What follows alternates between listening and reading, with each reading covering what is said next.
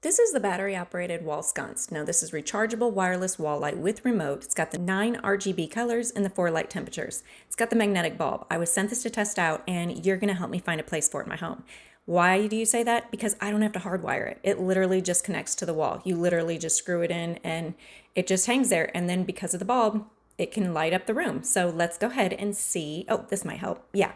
So, okay, so what room do you guys think? Do you like it right here? Or, maybe should I put one on the other side? I'm not sure, but let me show you all the different colors it can do.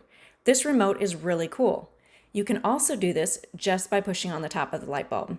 Look at this, all these different colors. So you can literally put it in any room for any style, any event that is going on. I personally like the bright, but there's also a nighttime mode. Look at that.